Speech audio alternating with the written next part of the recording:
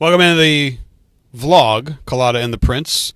This is not the Culotta, I am the Prince, but this is Jimmy Chesthair, who, as you may see, his other shirt is chest hair.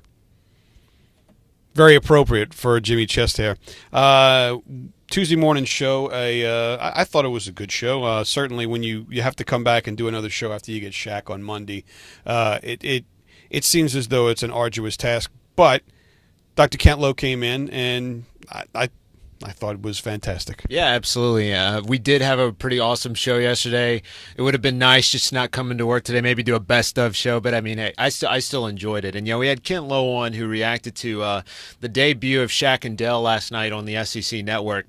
I caught it. I know you caught it. It was absolutely phenomenal. Really, two big takeaways that I took from it were the rare kind of footage and the old school calls from Jim Hawthorne during Shaquille O'Neal's games at LSU. That really blew me away. And I guess just a bigger point, watching it, I'm in my late 20s, so I didn't necessarily grow up with LSU as a powerhouse. And when Shaq and Dell, when they were featuring it between 1989 and 1982, I was just a little kid, so I didn't remember it.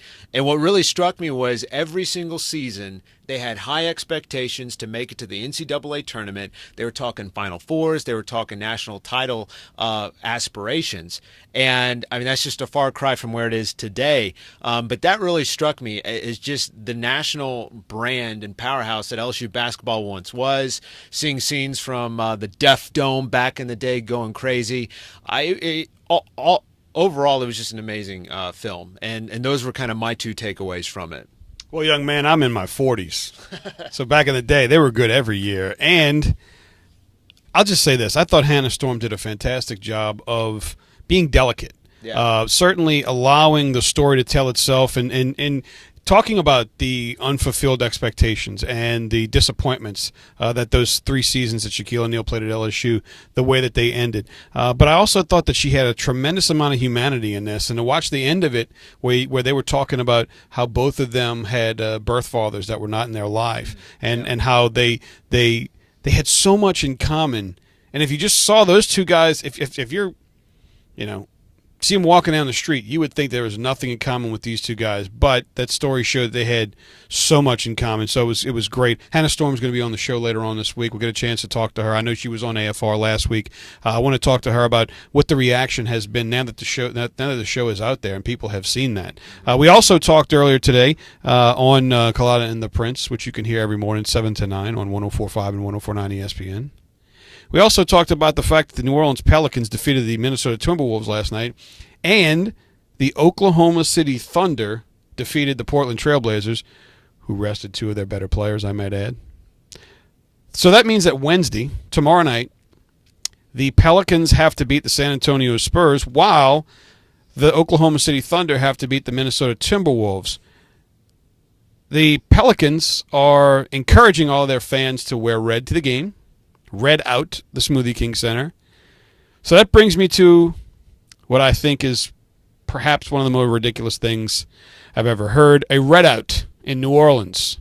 So we have that's what we do. We've taken some ownership of this, and we are calling tomorrow #Red Wednesday. Yeah, it's absolutely going to be. I think a huge success. I'm going to go out and say it's going to be one of our better shows tomorrow, Red Wednesday. Now, some listeners were asking, especially the Game of Thrones fans, would Red Wednesday be like the Red Wedding? And if you don't know what the Red Wedding is, right after this video, go ahead and Wikipedia it. There's probably a bunch of YouTube clips. It's pretty gory and bloody and violent. There will not be any Red Wedding festivities that I know of. But you never know. You got to tune in. Yeah, we are in the middle of ratings period. We need to drive up ratings, so that would be kind of a way to gain some exposure there. But yeah, tomorrow. But do we want to murder people? Maybe not to that extent, right? No. And that also wouldn't play well over the radio because you wouldn't be able to see it. Visual medium, this is not. But other than that, we're not about murdering people. It's not what we're about. But yeah, tomorrow, Red Wednesday. So we're going to support the Pelicans who, okay, no pressure. You're just going to face the defending champions to close out the season. The Spurs, which I'm just going to add this, how can you not pick against the Spurs coming out of the West? I mean, these guys, a week and a half were were in 6th place. Now they're all the way to 2 near the top. Yeah, this is going to be a lot of fun. But we'll see. We'll see if the Pelicans can pull it out. I think you're going to want to hope that Coach Pop can rest some of those players tomorrow night. Yeah, certainly. It would be nice if the Pelicans got the same treatment that the Trailblazers gave to the Oklahoma City Thunder and sit some of those guys. For Jordy Culotta, who is off taking care of some business, and James Harrelson, BKA Jimmy Chestair, who also said that that's not what we're about when we talked about Grizzly murder. In case you were wondering where our official stance was as Culotta and the Prince, that's it. We're against Grizzly murder. But we're for the Pelicans. So tomorrow, Red Wednesday. Remember, if you missed an episode of Culotta and the Prince, you can go to the on-demand button and download. Well, I just like to think of, just good times. Download good times. That's what it's all about. Download happiness and just wonderful memories. Sure. And we will catch you tomorrow morning, Wednesday morning at 7 o'clock, 7:30. Booger McFarland will join us in the 8 o'clock hour. It's the Center of the Week with Kevin Mawai. Have a great day. Hopefully it's a very safe day for you with the weather being bad. We'll see you tomorrow morning on 104.5, 104.9 ESPN on Culotta and the Prince.